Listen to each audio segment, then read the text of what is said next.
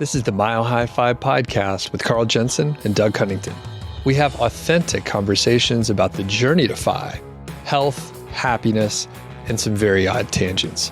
We interview FI experts, side hustlers, people on their way to FI, and those who have reached the other side. Join us every week, and if you want the show notes and links and all that other stuff, head over to milehighfi.com. Hey, what's going on? Welcome to the Mile High 5 podcast. My name's Doug Huntington, and I have a special co-host today. It's Dusti Young joining us again. How's it going? Great. How are you? Doing awesome. I think Carl is, I don't have any excuses for him. He's probably doing something cool, hanging out with his family. Yes. I won't throw him under the bus this time. He's having amazing experiences with his family. Today, kind of a random episode. We're going to talk credit card points and, a little bit how we use travel points, or maybe we don't use them that well. We're going to talk about just an issue I've had lately with dealing with my own psychology. It's all about cognitive biases, which we've recorded a lot about before. And I've been struggling with it, and I actually wrote it out, and I sound like a fucking lunatic. But hopefully it won't be that bad once we talk about it.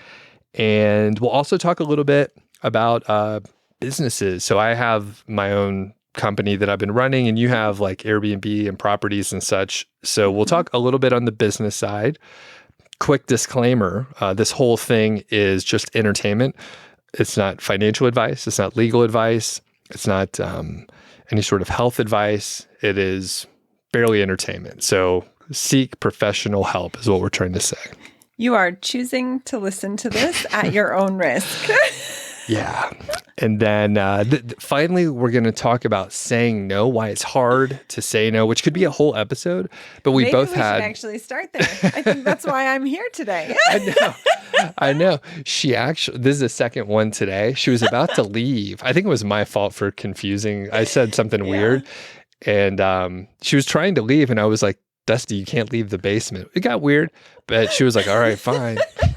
No, it's like, cool. I don't know how to say no. No, I'm just kidding. Yeah, it was just a miscommunication on my part, I think, right? Because I told you could see Georgie, and you were like, all right, I'm getting out of here. Yeah. So anyway, a lot of random stuff today. And before we get into the details, Dusti, what's new with you? Any fun, travel things, anything going on over the weekend that you're doing that'll be fun? Ooh, I am going to try to go to puppy yoga this weekend. So I'm kind of excited about that. A great way to get my puppy fix without actually getting a puppy. Where's that at? I was looking it up because I was going to try and get it for Elizabeth for something. So don't tell. Have you already told her about it? No. Don't tell her because we'll talk because I want to get that for her. Yeah. Yeah. So they have two. They have one in Boulder, and I can send you the link. They also have one in Denver, and the one in Denver, it's with Mile High Labs.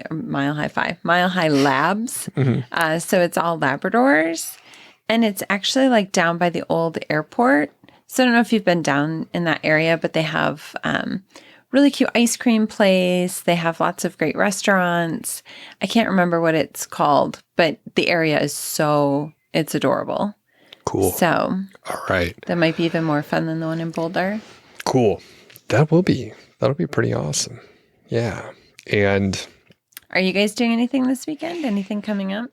We have a couple things coming up. So one, we're going to Book of Mormon on Saturday, which I have not seen before. People can Google it if they are unfamiliar. Should be awesome. It's so good. I'm pretty excited. And then we're about to go check out Mesa Verde National Park, which we're on a quest to visit all the national parks. We're not getting in a big hurry about it, but we'll probably over the next several years go to 5+ parks per year. So I think we have some plans, but we're going to go down there for about a week. And then I'm generally taking like a lot of July and August off. So I'm recording like a lot of stuff pretty far ahead. And I haven't done this in a while. Like for a few years, I was trying to step back a little bit, and I'd work pretty hard, and then I'd take like a month off, like 2 to 3 times per year, which was great. And I think now what I've done is just I'm doing less each day in each week. So I usually only do stuff on like Tuesday through Thursday, and it's usually very leisurely. And if I just don't have enough time to do stuff, I just stop and, do something else that's not work. So it's a good strategy. Yeah, it's very lazy. But I've cultivated my life so that I could be lazy and take a nap. Like I hiked on Monday and it was nice. And I was like, I'm a little tired. I think I'm going to take a nap. So I slept for like an hour before I did anything else. And yeah, it was pretty nice. Yeah. Do you nap much? No. I wish I was a better napper. It seems like a great goal. And recently, people have been talking about coffee naps where you have a cup of coffee and then sleep for 20 minutes. It seems appealing. If I can't nap before, like 1 or 2, I'm going to be up too late. Right. And I tend to wake up early. So yeah, bad recipe. Well, the thing with naps is even if you don't fall asleep, at least you're laying in a quiet room, hopefully, and you're just like relaxing for a few minutes. Yeah. So I've tried the coffee nap. It works. I mean, it works fine. I like coffee or caffeine or whatever you're taking. Meth. I don't know what kind of amphetamines people are into. But the idea is it takes a few minutes for it to kick in. I don't know about the amphetamines or other kind of speed type stuff. Oh, what do you think, Dusty? You're an expert now. Yeah, I'm a meth expert. I'm a meth-expert. Yeah. No idea. Okay, yeah. So I encourage naps, but I mean, really, if you're getting enough sleep at night, then, you're not going to be tired during the day. I'm not sure why those couple days I was a little tired, but yeah, I took a nap. That was good. So, all right. Sounds lovely. Let's get into more random stuff. Credit card points. I can't remember. Did I show you these notes beforehand? Do you have much to talk about? So I'm curious what you do with credit card points and also how you think about credit card points. Okay. This was a topic of conversation on a recent hike that I was on. And, I think credit card points can be fantastic. I am pretty deliberate about checking my credit card offers every month. So when I get that email come in, I check and I see, okay, if I use my credit card, what are the benefits that I'm going to get? Is there an extra percentage off here, an extra percentage off there? Can I use it for something that I already have? And that all makes sense. And, one of the things that was pointed out to me is a lot of times we purchase things with credit card points, it's still money, right? So it's not really free. We always say, oh, it's free. Well, you still have to deliberately set up a system so that you're earning the points so that then you can use them as money. Mm-hmm. And that takes time. So, right. So I'm curious what you do and how you maximize. I don't like that word either. Like, yeah. How do you just use it for your benefit? That's a better way to put it. Okay. So I'm pretty lazy about it. So to stick with the laziness theme. So we have, and I'll tell you the card specifically. We have a Chase Freedom card, right? So basic, that's the card that I had, I think before we got married, and I think we had a family card that was that. And it's fine. I think Chase, a lot of people do like Chase because of the flexibility with the points and transferring points to other programs and all that stuff. And I basically just use it normally, right? We recently switched over to a Bank of America card that I want to say gives like 1.5 or 2% cash back. It's sort of a higher end card, and it's better than, generally a lot of the cards out there. And I don't like, you were saying, hey, I check to see where I can optimize, whether it's gas or groceries or whatever. I never do that. I just buy the shit that I need at the time without consideration of all of that. And I don't optimize. So basically, I just want the simplest card, and I'm happy to give up the points for not have to make, I guess it frees me from making the decision, right? I'll tell you all my stuff and then I'll kick it over to you. So I have a business. So I have a couple business cards. Both of them are paid. So it's $95 a year for each one of them. One of them is the Chase Ink. And there are, there's different levels. I think there's a free version and there's probably like a $500 version. $95 does it for me. Like those are the benefits that I need. And I think it's fine as far as like getting, earning points. And I had a good bonus when I got the card. I also have a United card, which I realized I was going to be flying a little bit more. So they had a good bonus. I think I got 180,000 points if I spent $20,000 within 6 months, which I tracked my spending. I knew I was going to be able to do that. So I got the card, got a shitload of points. So that's kind of how I manage it. I don't get new cards very often.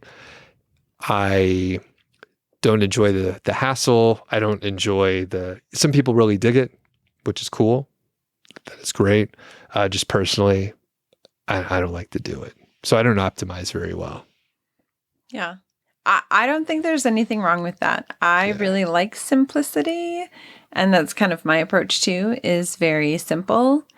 I do, like I said, I check the offers that come in, mostly because there are usually discounts to stores. So if I need to get something, then I might as well save money doing it. Right. So it just makes sense to me. I also like the separation. So like you, I have a business. So I have business cards and I have personal cards. And that just makes it easy peasy. Like I have one card that I use for work. I used to travel a lot for work. So I have an American Express and comes with lots of benefits. They just recently had an Amazon discount where if you used it to purchase on Amazon, you got a significant discount. If you used your points, it's like 40% off select items. Oh, damn. Yeah. So It can be helpful to check those emails and to check those offers and see what's there. And also, if it's your thing, all power to you. If you get excited about how to get more points and where to best spend those points and to make them create returns, you should do it. There's a really great, have you been to the ChooseFI, their credit card course where it's all about points? I haven't, but I've heard of it. Yeah. So, and you've heard of it because it's great. It's a wonderful resource. If it's something that you're excited about, if, you think, oh yeah, I do want to spend time seeing how many points this translates to or that translates to. I've had a lot of friends that have done a ton of travel on points. They get very excited about it. For me, it's a time factor. Like that's not what I want to spend my time diving deep into. Right. I just kind of want to keep it simple. I want to use my credit card so that things are easily bucketed. I'm getting some rewards. Right. And I'm happy. Cool. So we're kind of, we're on the same page, like keep it simple. I will point out our friends Stephen and Lauren over at Trip of a Lifestyle, I don't remember how many cards they got, but I think over the course of 2 to 3 years, they got like $20,000 worth of bonuses, like cash back or point equivalent. Yeah. I think they got something like 40 cards and they just sort of staggered it. And the thing is, like, it's simple to do with one card, but it quickly gets a little complicated because, you can't keep applying for like the same bank's card. You have to give yourself a little time and you have to make sure if it's important that you like close the account so you don't have too many like revolving lines of credit and blah, blah, blah. Anyway, I've interviewed Steven on that for my other show. So we'll link up to that if I can remember to put the link for it. And you could, do a system. You don't have to do it as aggressively as they did, but you could do it, or you could do, the spectrum, right? Whatever feels most comfortable for you. But I mean, it's a significant amount of money over, basically a small amount of time that doesn't really require much work or effort. It's just a little planning. And if you dig it, then it's a great thing to do. I don't. I don't. I really like this question that you put in here about, do you hoard points? And do you? And in addition to credit cards, what about things like hotel points or rental cars or? Yeah. So I put it in there because I realized like I did hoard points. So for credit cards, I've gotten better where I'm just like, I was like saving up points so I can do something with it. But it's like you're losing money to inflation. Like it's real dollars, right? So I could get cash back, right? So at some point in the last 2 years, I was like, fuck this. I'm just getting cash back. I'm not going to save it for someday in the future to do something. I'm just going to get the cash back right now and get the cash value now, not some earned value in the future, right? So it's pretty tough to do. And it does tie back to our other episodes on cognitive biases. I don't know which, probably 5 biases it covers, but like there's some weird psychology going with it. Do I hoard points? The answer is yes, but I'm trying to get over it. So quick example, I'm going to visit my sister in Richmond, Virginia pretty soon. And I have 190,000 points with United. And I'm like, oh, I've been saving the points, like blah, blah, blah. Been accumulating more. You're in your accumulation phase. There's no point. So I'm like, I'm just going to use the points. Of course, like there could be some point exchange where the flight is a really bad deal or something like that. But this one was roughly okay. Like I tried to equate the points to the dollar value and I'm like, I think it's probably close enough. Who really gives a shit? Like I have all these points that are going to go away or I'll use them. So I'm trying to use the points and it's a lot of, 200,000 points is a pretty good amount. So I started to use it. And the thing is, I do hoard points, but I'm trying to get over it and just like get those bonuses, move forward, like stop saving it for some future time that may not come. Do you hoard points? I don't intentionally hoard points, no. If I have the opportunity to use them, I will. Yeah. And I try to use them for something fun. I was curious about this, though, because I had listened to your episode with Carl and Mindy, and they were talking about just kind of that money mindset of how do you go from a saver to a spender? And I think it applies to more than just money. It's things like this with the points where, I have to hang on to it. I have to hang on to it. And you even said, I was accumulating, right? You're like in the accumulation phase of points. Yeah. Which, that's what the credit card companies want you to do, right? They want you to just like accumulate the points and never use them. And I'm like, I'm going to cash these fuckers out. I'm going to use these points. I'll show you. Yeah. So, and the thing is like when I used to, it's been many years since I traveled for work, but I accumulated like a ton of points and I think I hung on to them for like 6 or 7 years. And then eventually Elizabeth and I went on vacation, took like first class flights and, it was great. It was, it was worth it. But now, a little bit older, I'm like, okay, I can use them for that if possible. But we're also, fortunately, luckily, we're in a position where like, if we really wanted to get those luxury seats, we could pay for it. Now, I don't know if we would, but we have the option. Yeah. So, and that's, quick note. You're talking about the episode with Carl and Mindy about being on Ramit Sethi's I will teach you to be rich. Okay. And we can quick tangent on self-indulgent on my part. But what'd you think of the episode? Your episode or the Ramit episode? Both. Ooh, putting me on the spot. Yeah. So I really admire the courage that Carl and Mindy had to do it, to go on this show, and if you guys have ever watched I Will Teach You to Be Rich, Ramit asks very good questions, and Carl says this in the Mile High Fi episode, he will just wait. He wants you to sit with it. He wants you to make sure you are answering the right question. And I really enjoyed that. I have read Ramit's book. I listened to his podcast. So it was nice to hear someone that we know on there. And I also think it's interesting because a lot of us have recently read Die with Zero, and we're focused on experience and actually running out of points, right? Like intentionally spending all of our money. I found it interesting, and I was really curious about how people do lead with money. I don't think I realized that a lot of people do lead with how much something cost or justifying. And I think we put qualifiers on so much in our lives. And then it made me examine my own dialogue and what else I qualify. Yeah. It's like, and I'm not sure that I do it so much with money as I do with health, where I feel like I'm always defending or qualifying how much I run. And really it should just be, I enjoy running.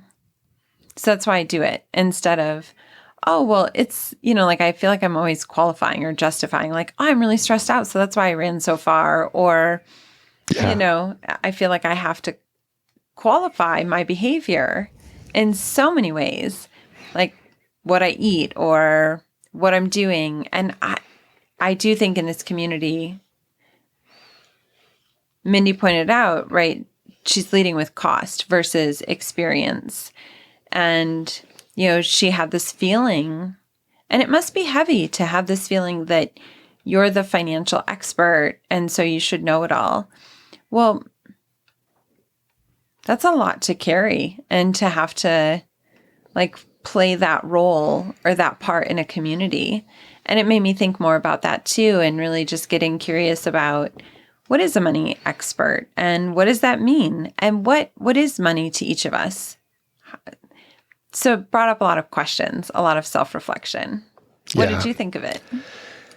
Yeah, I thought it was awesome. I mean, I talked to Carl and Mindy, I think right after the episode that they recorded with Ramit.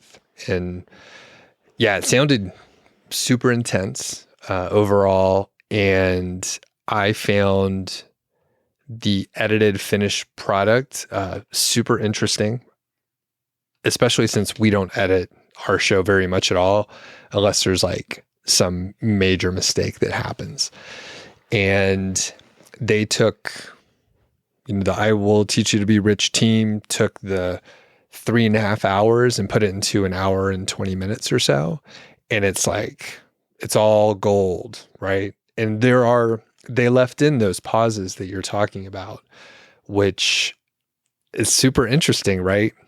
People are uncomfortable with silence and they'll try to fill it in. And Ramit just asked the question and lets him answer. And I love too how he goes back. If the point wasn't heard, if you're answering the wrong question, he brings it back and he asks it in another way and he reframes it again. And it makes me think so much that, one, the way that a question is posed matters. Sometimes people don't hear it, or they need to hear the same question a million different ways before it clicks, before the concept actualizes. And two, the messenger matters, right? Because you hear things differently from different people. How many conversations have Mindy and Carl had about money? And then you bring in someone else and it changes the entire landscape. Yeah. Yeah. So we could go on and on, but we'll link up so that you could check out the interview on I Will Teach You to Be Rich, and then the follow-up that I did with Carl and Mindy. And Carl texted me yesterday and he was like, I want to do another follow-up. So at this point in time that we're recording this, Carl and Mindy and the family, they got back from Hawaii. So they did a bunch of stuff. And I think probably for the first time in a while, like they unplugged and like kind of they just had a good time, right? For about 3 weeks. Is that they were gone for like 3 weeks or something? And not do. I love that. Have you heard that quote that you're a human being, not a human doing? Oh, yeah, and right. So it's like, how do you find that balance between being and doing? You know, where's that balance? Yeah, it's tough because we get really good at doing stuff, and then you want to keep doing more of the thing that you're good at, and then you realize you hate that thing. Yeah, yeah. Which is like the home renovations that they couldn't stop themselves, right? One more thing, like since I've started the podcast with Carl, like seriously, like perpetually, his projects are about 2 weeks out. Everything's 2 weeks out from being done. And that's gone on for like 2.5 years. I think they've turned the corner. I think they turned the corner on this, and we'll just have to wait and see. We won't know. A lot of pressure on them. We're crossing our fingers. Yeah. But by them going on Ramit's show and talking about it, they now have like a confirmation bias, I think. I'm transitioning into our biases here. Nicely done. So I've had a couple issues. All right. So I'm going to lay it out. I'm going to try and do it as quickly as possible. I'm going to throw out some numbers, but it's pretty straightforward here. People might remember that I had in air quotes, a free gym membership. So we used to live at apartments just down the road here. I was friendly with the office manager, the office staff. And when we moved out 3.5 years ago, I said, hey, I'm going to live down the street. Is it okay if I just come in here to work out? It's pretty empty most of the time. They said, sure. It's no problem at all. You just, have to come in during office hours when the doors open. I don't get like 24-hour access. And I was like, that's cool. No problem. Never very crowded. Nice enough gym. There's fast Wi-Fi. I enjoyed the place. So I've been going there for a while. And then earlier this year. When you say a while. 3.5 years. Okay. Yeah. Yeah. So a pretty long time. Good ROI. Yeah. Yeah. It was a great deal. But I was, like I said, I was friendly. Some people are dicks to the office staff or whatever. Like I brought cookies from the Christmas cookie party.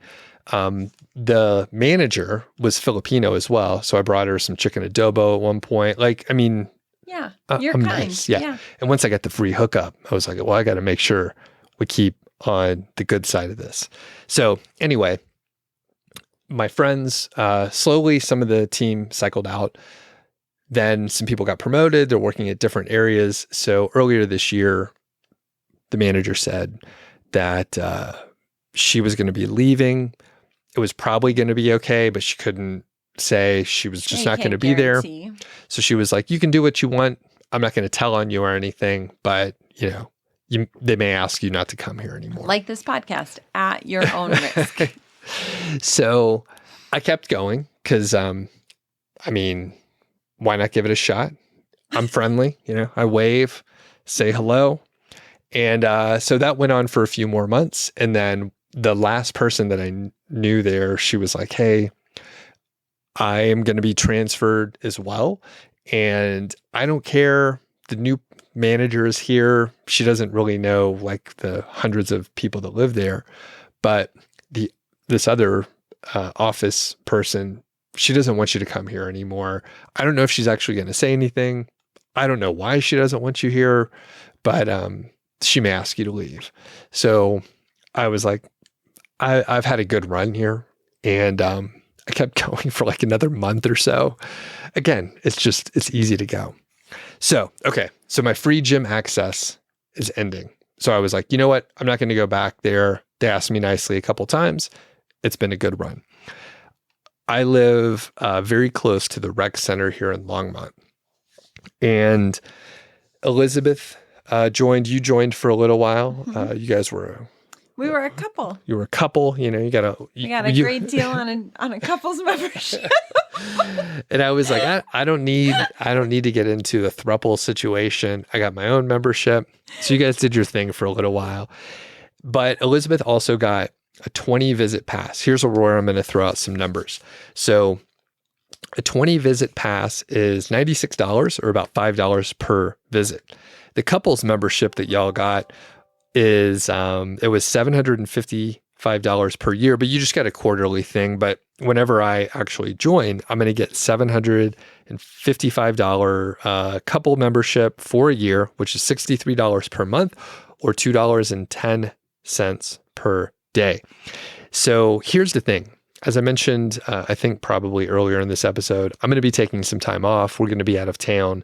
So we have something like 10 visits left on the pass, and we're going to be going out of town for several weeks. So I was trying to figure out the optimal solution, the very best way to either get the couple membership for a year, use the 10 passes, the 10 visits left on the 20 pass card, and whether I should work out or not. So that was what it was coming down to. I was like, I think I want to work out, but I'm going to have to use one of the $5 visits on the 20 pass card.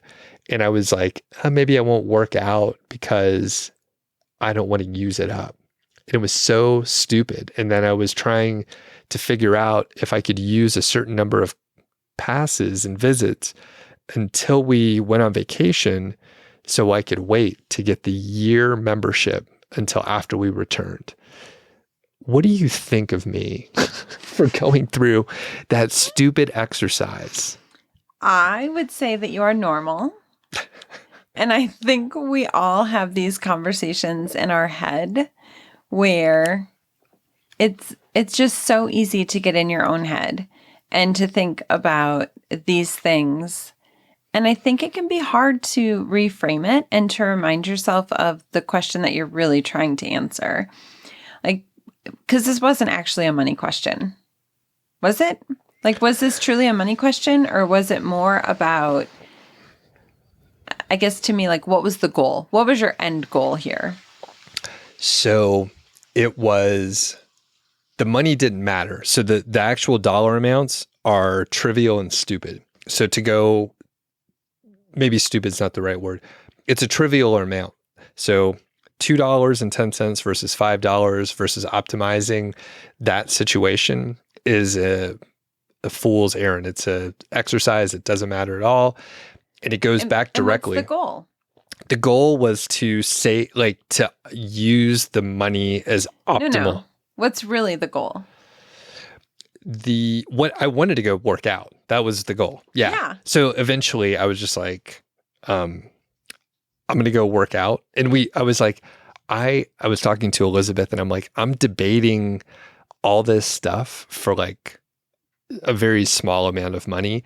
And the big thing, the reason why I was struggling, which is the cognitive biases, which I'll let you hit the punchlines here in a second, but it's exactly the habits that Carl and Mindy struggle with, because this is the bullshit that we used to think about that we should just stop. Like, we should stop thinking about it. Yes, I know for some people, like, that makes a difference and spend the time to figure out the optimal solution. But for me, it doesn't matter. And the big thing is the health is the most important thing. So like, being healthy is way more valuable than $750 a year for both of us, right? We're only talking $2.10 or maybe $5 per visit. And I'm drinking a beer right now. I've drank more than the $100 pass in an evening or in an afternoon, not even a night drinking situation. Well, and if you it's so think stupid. about it, it's like, how many $5 mistakes could you make? Right? This is like a $5 mistake. Yeah. So how many $5 mistakes could you make before it would actually impact your financial situation? Yeah, thousands. Yeah. So then you think, and you're right, you did put some potential biases that you're struggling with. And I also just want to point out that I can appreciate that you paused and that you could have that relationship with your partner, with Elizabeth, to say, what am I doing? Because then you can think about, like, how could I do it differently? What would I do differently next time? Because if you thought about that at all, like when you are struggling with loss aversion, and just to remind people what that is, it's the tendency to prefer avoiding losses to acquiring equivalent gains. So Doug was reluctant to use his 20 visit pass because he didn't want to lose the value of those visits. And instead, what if you could reframe that, or thought about loss aversion as, how many workouts am I missing out on? And is that worth the trade-off? Yeah. Yeah. And I mean, now just quantifying it, like I said, there were 10 visits left. I mean, we're talking about $50 that I was struggling with. I was like, oh no, what am I going to do? Do it. Yeah. And it's like, how do you remind yourself that you're doing it so that you can not continue down that path? Like, so that you can stop doing it again and again and again. And we keep going back to Carl and Mindy. It's harder. The longer you do something, the harder it is to change that habit. Yeah. And I think it is kind of ingrained in our brains to think about this as like a financial thing, when really it's, oh, I want to work out, and I want to work out now. I don't want to work out in 3 months when I get back. I want to right. Yeah. like, I just want to walk to the gym. I know. And I was just like, I don't want to misuse this, but it didn't really matter. There's a lot of waste in the system anyway. And it's like, we try to avoid it, but it was just silly once I realized it. So the other couple that I noted here was sunk cost bias, which that's one of the toughest ones for me. I've gotten better over the years, but you put money or capital or resources or your effort into anything, and it's hard to let it go. Impossible. Yeah. I struggle with this one a lot. Do you have an example? I'll let you think. I'll talk for a second here. But with the sunk cost bias, like, you have to essentially ignore the past and look at your present situation and the future and the best decision at that point without considering the past. So it's really hard to forget the past, right? Especially if you have invested something into it. Yeah. And when it's shaped who you are. And I'm hesitant to say this example publicly. Well, you don't have to if you don't want to. We'll come back to it. I don't want you to. Well, number one, I don't want to have to edit anything, but also. Good point. No, but you could think about it. Yeah. To me, I was thinking about work. Like, I have worked for the same organization for 17 and a half years. And I do think that an organization with so much longevity, if you were to think about leaving, that goes through your mind, because that is such a big part of the time that you've invested, the energy, the resources. And so, like, if you've been with an organization for a long time, or you've had the same job, or you've lived in the same city, I think all those things come to play, where all of a sudden it's harder to leave. It's harder to move. It's harder to take on a new job. Yeah. Yeah. Well said. Okay. Last one is the maximization bias, which is like optimizing, which is not really my style. I am not an optimizer. You are. Can you just explain what that is for people? Like, the difference between maximizing or optimizing and satisficing? Because I think satisficing is a word we don't talk about enough. Yeah. So maximizing or optimizing is like trying to make the very best decision and consume all the data that you can, and like really try to get the very best outcome that is possible. And then satisficing is basically getting a solution that's good enough, that meets the minimum criteria that is required for that solution. So quick example would be maybe a hotel or an Airbnb, right? For me, I can pick one really quickly. I take a quick look. The reviews are good enough. It's generally in the right location, meets the budget, right? I'm literally going through the checklist of things that it needs to meet on a minimal basis. My wife, Elizabeth, she's a maximizer. She'll look through like 50 of them. She'll look through all the details. She'll look at as much information as possible. And then she'll look some more. And then maybe she'll book it. And then maybe she'll keep looking to see maybe if there's a better option out there that pops up. Maybe there's a cancellation. I would never do that. I just get the minimum and move forward. And if people want more details, it's The Paradox of Choice by Barry Schwartz, which I just read. I think you could probably read a summary of it and get the main idea. And then I was going to throw one more in there from another book that I just read. This book, the book is called How Not to Die Alone by Logan Ury. And she talks about how there's the maximizer, the satisficer, and then a hesitator. And the hesitator is the one that is so overwhelmed by options that they just retreat and don't do anything at all. So they stop the continuous search and they stop continuing to look and they just retreat and like, oh, guess I'm just going to keep putting it off and kicking the can down the road because I don't want to look at the options. That's awesome. That's a more modern book, right? Yeah. Okay. And I was going to say, like, now with sort of like the online world, I think Paradox of Choice was written like in the early 2000s or so, the aughts. And a lot of the research was done, 80s and 90s. So like now we have a million, like on Netflix, Hulu, right? Like how many, I unfortunately used to do this and try to just don't touch the remote control. But like, I'm just like, I can't make a decision. There's like there's hundreds or there's thousands of things that I can scroll through and I don't know what to watch. I'm like, I'm just not going to watch anything. And I have just turned off the TV. I'm like, this is wasting my time. But now with like social media or like endless choices on YouTube or whatever, people maybe will hesitate and they're just like, this is too much. I can't handle. Our brains weren't really made to like deal with that much input, especially on the social media side. Yeah, it's way too much.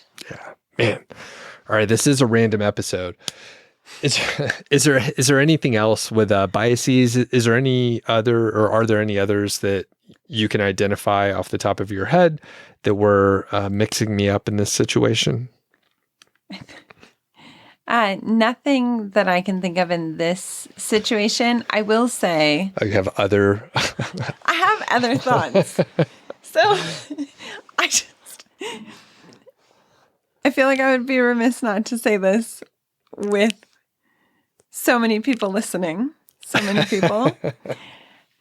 One of the things that keeps me from getting a rec membership is that it costs 18% more as a single person than if I had a couple. So if I'm coupled up, it's less expensive than if I just have a solo membership. And for some reason, in my head, the goal is not money. The goal is working out. The goal is having a place to swim and to sauna and to occasionally lift weights. And also, I'm struggling with a lot of these same things where I'm just like, no,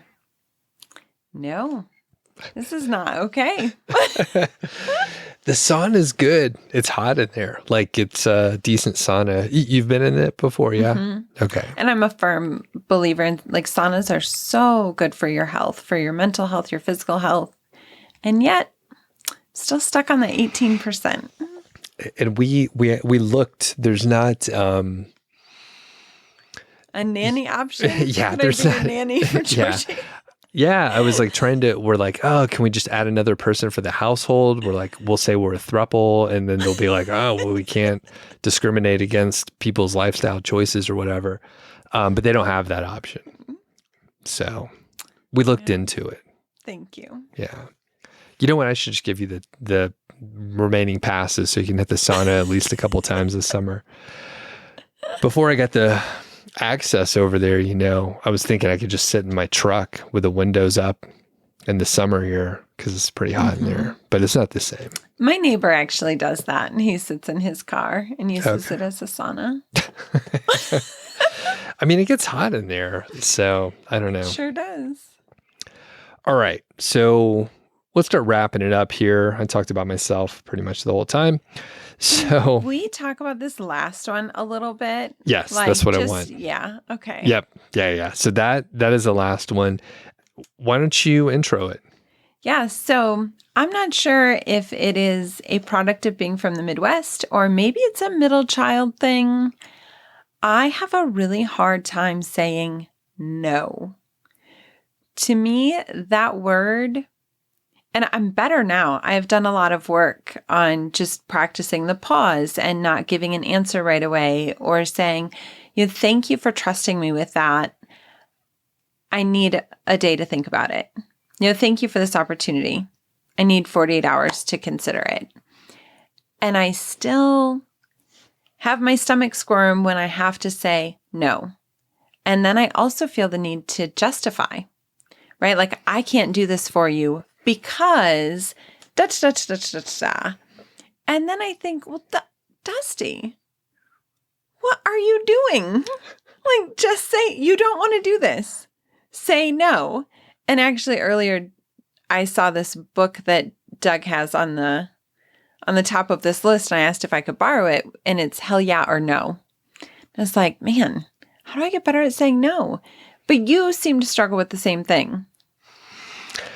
Yeah. And quick note, that book is by Derek Sivers, and we'll link up to it. I think technically you could read a lot of it on his blog, but you could borrow the book. I actually got the print version here.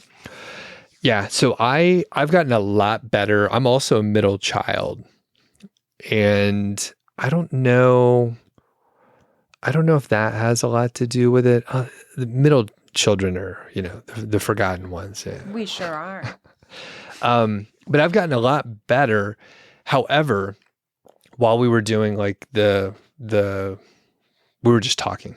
I was going to say a pre-interview, but we were just talking, and I was like, you know what? I find myself in a situation where I'm a little bit stressed out, which I usually don't get stressed out, and it's going to impact some of the vacation, which I was intending on not doing any work, but I am flexible and I don't work that much.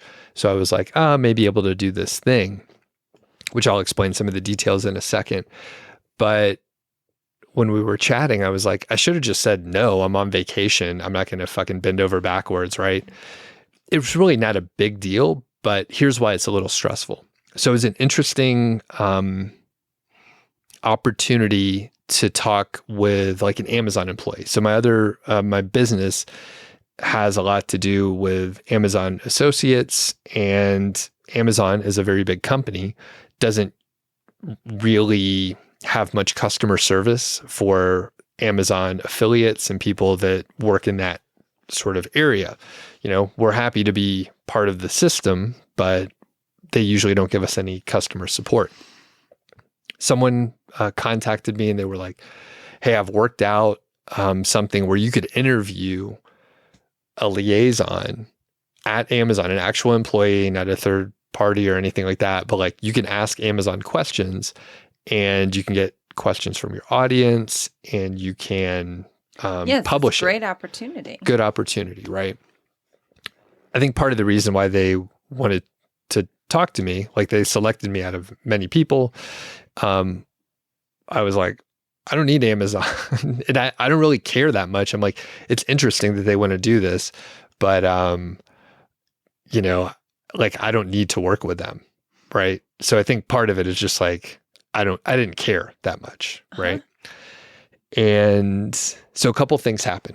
So one, there's some weird deadline and short time frame on it within like 2 weeks. Right. So I was like, okay, like this should be fine. I'm like, I'm going to be out of town. I'll be in an Airbnb. I'm going to be on vacation, but I could do this for like 1 hour. It's like 1 hour. However, the thing is, I don't know how good the Wi-Fi is at this Airbnb. And you also won't have your setup, you won't. Yeah.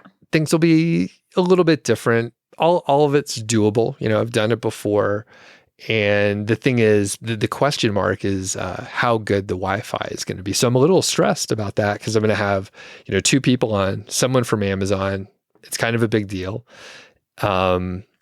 However, like I said, I don't care that much. Like, it's interesting, but I'm like, this is not going to move the needle very much. But I'm like, I don't want to let people down, right? I could have said, no, I'm on vacation. If you want to do it, I could do it the next week. Here are your options. Work with me. Instead, I'm like, oh, it's this is the week.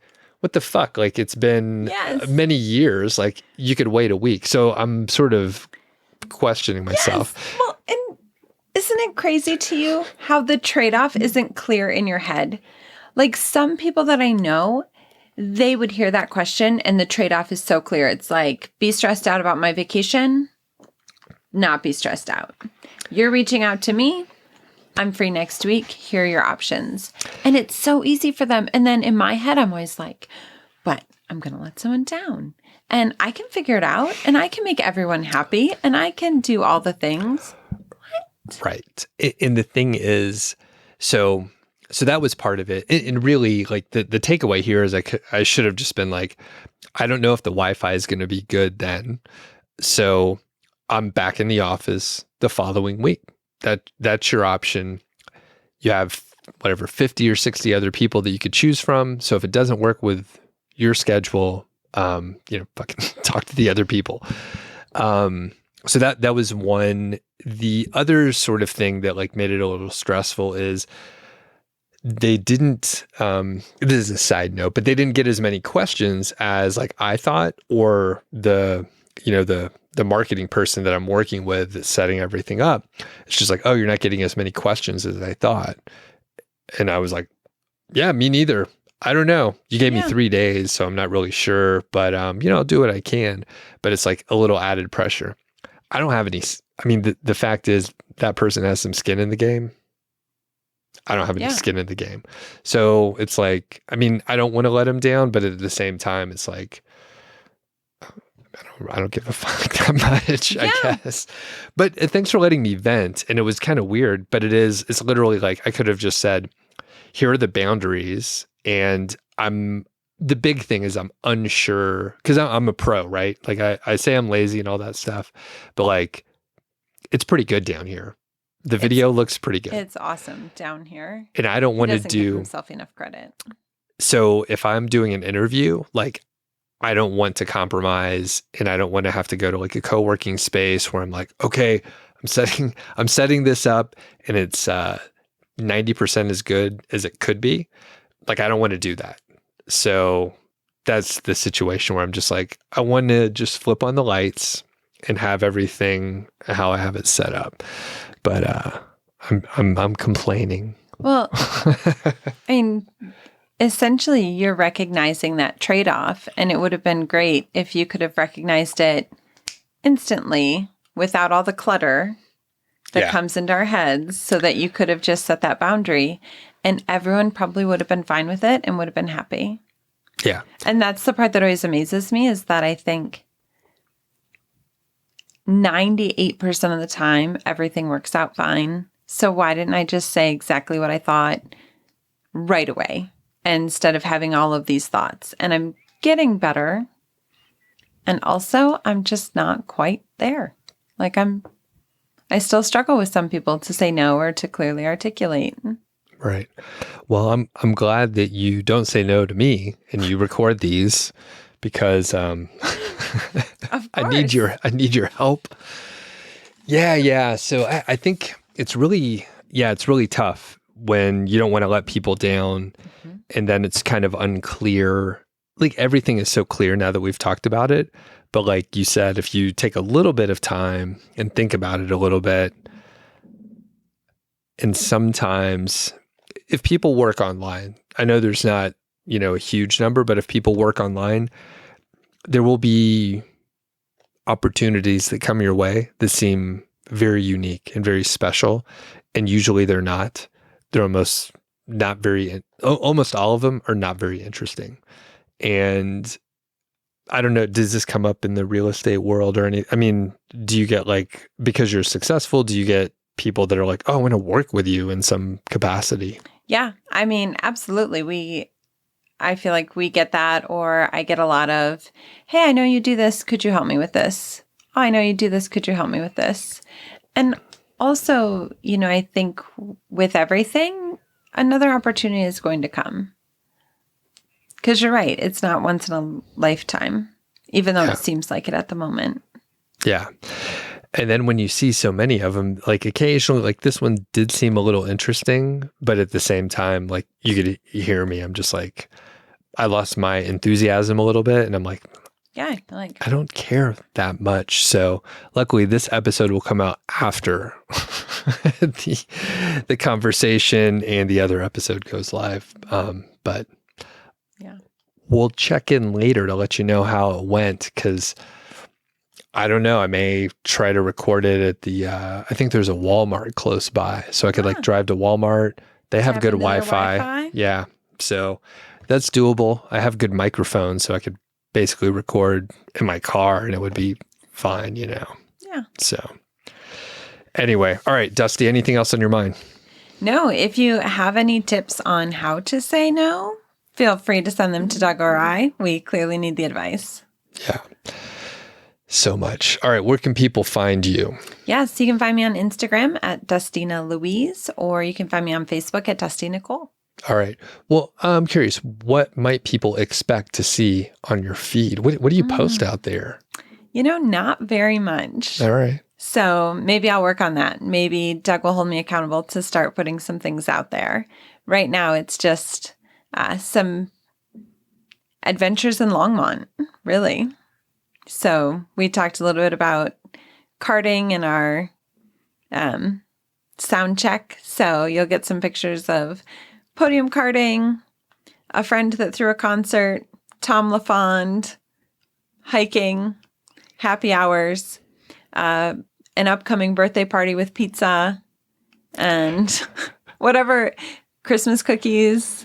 So just kind of, adventures in Longmont. All right. Yeah, no, you're not marketing anything. It's just like your life on there. Cool. Yeah. You could, we should do a selfie in here while we're recording before we turn everything off, so people could check that out as one of the pictures. All right. Thanks, Dusti. Really appreciate it. Yeah, anytime. Thanks for listening to the show. That was the Mile High 5 podcast, and I'm Doug Cunnington, the balder host, and Carl Jensen is the cool, sexy one. If you dig the show, please do 3 things for us. Number 1, tell a friend, a family member, an enemy about the show. We really don't care who you tell. Maybe forward them a specific show that you know that they will like. It's the single most helpful thing that you can do to spread the word. It's like giving us a virtual high five, and actually we don't give high fives in person, so the virtual kind's pretty good. And more importantly, your friend or family member or even your enemy will appreciate the fact that you were thinking of them. Number 2, make sure you're following or subscribed on your podcast app, Apple Podcasts, Spotify, Overcast, YouTube, whatever you're using, and that way you won't miss a show. And number 3, please leave us a rating and review. We read them on the show occasionally, and you might hear yours out there on an upcoming episode. Quick disclaimer, this show is not financial or legal advice. I'd actually be surprised if it sounded like it. It's really just for entertainment, and that's at least what we're hoping for. But seriously, get advice from professionals. Carl and I are just 2 guys with microphones that sit in my basement and talk. So we'll catch y'all next week.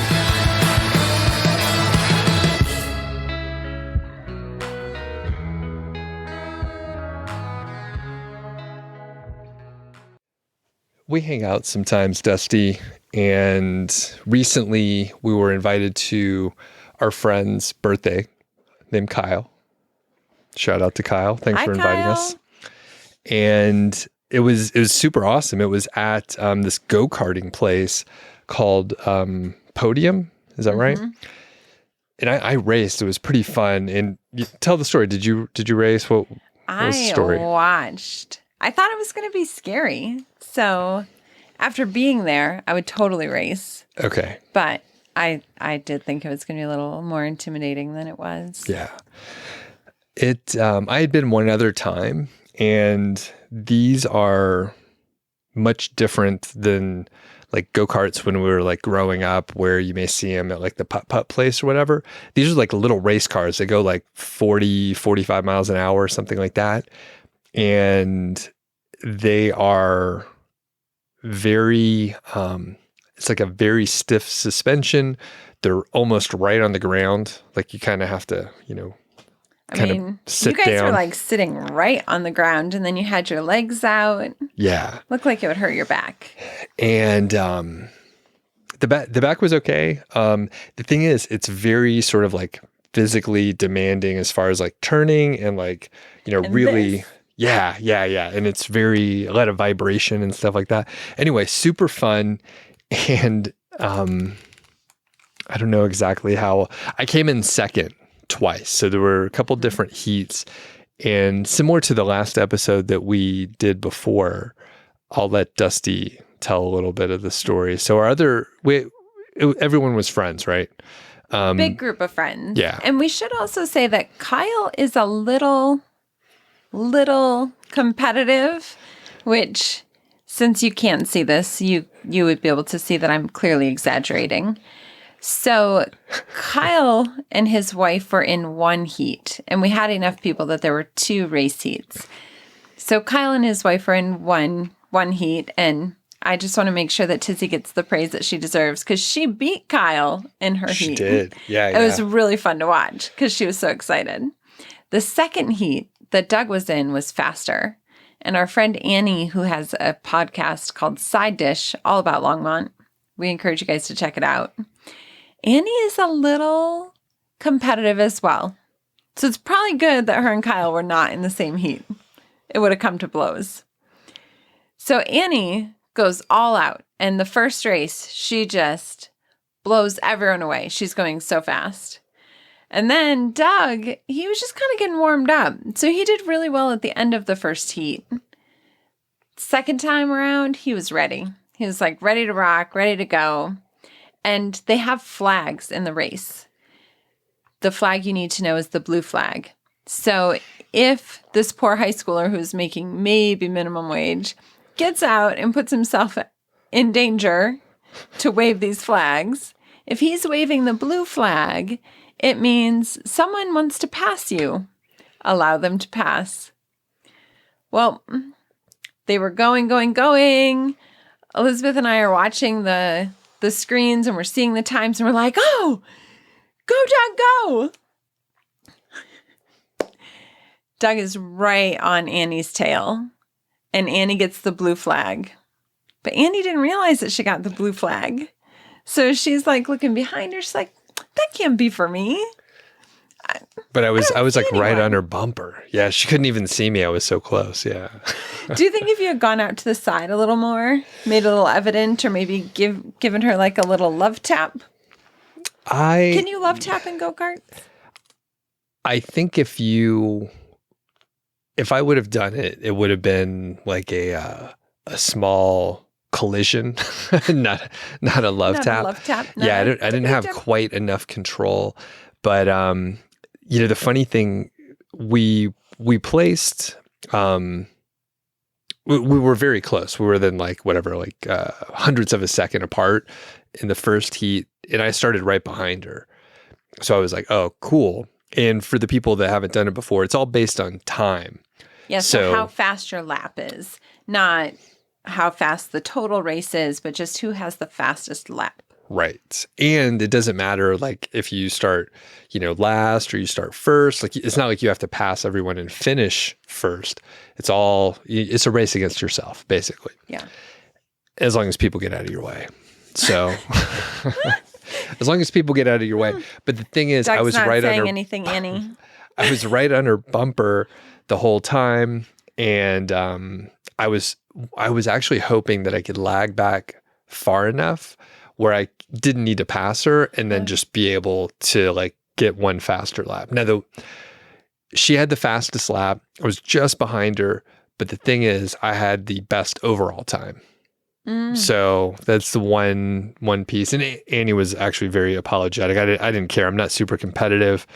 And I was like, that was pretty funny. But she was like, oh my God, I'm so sorry. I didn't really know. Fun. I thought it was for someone else. I was like, why are they showing me the blue flag? So it was really fun. Highly recommend checking out those go-karting things. And I think you ladies were like, hey, we should do like a ladies group, right? Absolutely. Yeah. I definitely want to go down there for ladies' night. Yeah, that'd be pretty fun. So Podium, I'm sure there's other places all across the country there.